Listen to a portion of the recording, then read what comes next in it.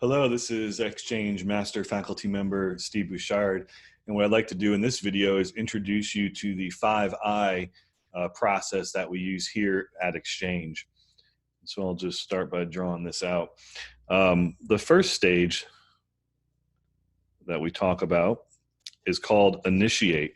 And this is really what's happening in the pre-event planning, the dialogue with your client, where you're really determining who's going to be in the room, what's going to be accomplished, and why you're bringing this group together. Those are really the three core questions that you need to start with for any engagement, and getting really good definition around that with respect to our guiding principles of asking powerfully designed questions that focus on strengths and engaging the whole system to answer those questions. So that's what's happening really pre-event out here.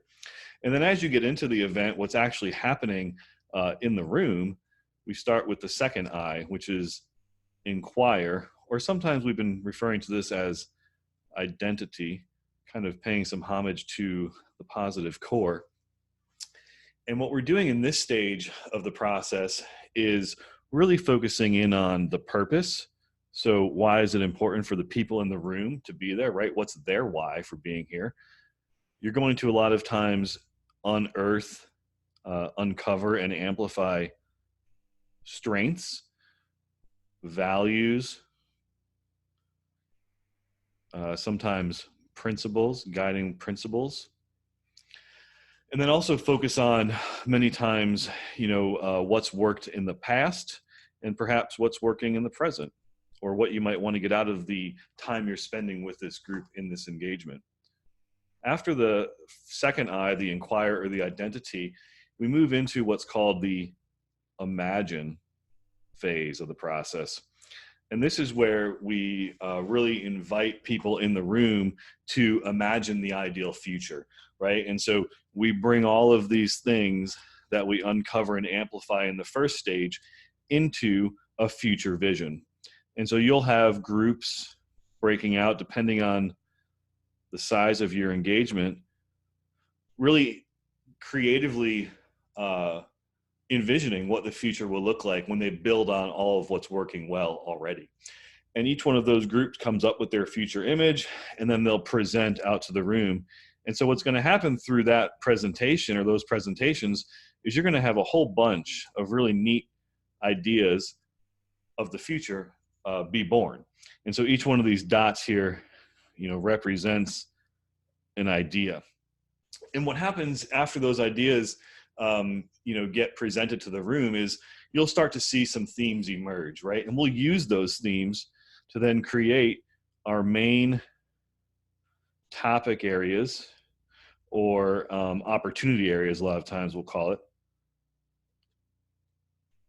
And usually, again, depending on the size of the group, length of engagement, and what the goal of the project is, there'll be 3, 4, or 5 main areas or opportunity areas that you'll focus in on.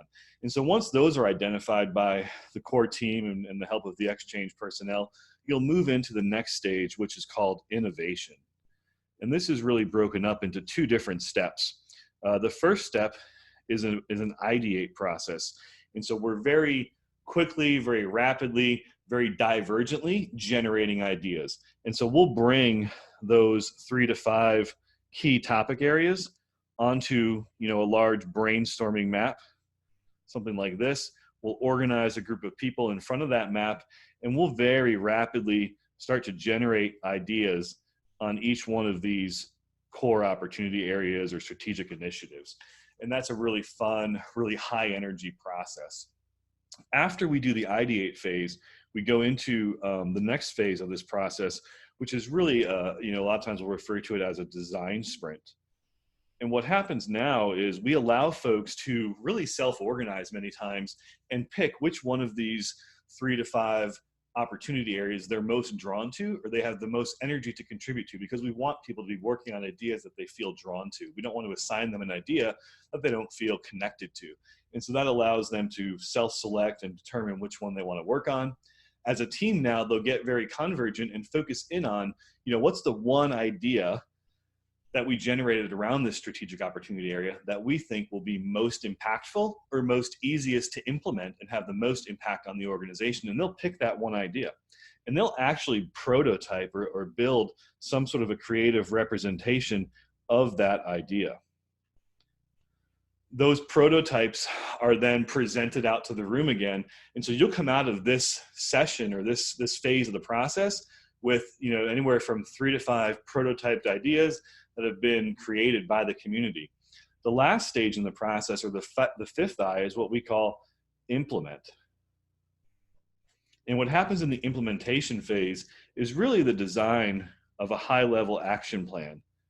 And so we're going to take this prototype that we generated during the innovation phase, and we're going to bring it over here, and we're going to create you know, an implementation plan or a deployment plan. And a lot of times what that looks like is, hey, what's the 1-year goal? How will we know what success looks like, right? Paint a picture of what that is. What's our 6-month benchmark to know that we're on track? What's our 90-day plan of action? What can we do now? And then what are the resources that we need in the form of personnel, finances, different things like that, skill sets that we can identify that we'll need to drive this project to completion? Who are the co-champions of this? Who's going to drive it forward? And a lot of times you may have people in the room volunteer for some of those roles. Otherwise, it might be the next step in the process for the leadership team to actually identify how do we find people to fill those roles. So this is a very efficient, very proven process that we've used a number of times in different environments for different types of clients, nonprofit, for-profit, communities, and associations. And this generates a significant amount of information and action, commitment, support, and buy-in in a very short period of time. We can actually run through this whole process. If this is the pre-event, many times we'll do this in a 2-day fashion, and this will be the first day, and these 2 parts could be the second day. What we've also learned in doing this work is that in some cases it makes more sense to do the inquire and the imagine phase and then give some time and space, maybe a month or 2 or 3 in between, before you come back and actually ideate and design action plans to give the organization time to kind of build some momentum around that. And so depending on their level of familiarity with the XChange approach and the 5I process, we may tend to do this in a full day or 2-day summit, or actually have some space in between where we bring people back and reconvene. Hope that was helpful and gave a good overview of the 5I process here at XChange. Thanks so much. Take care.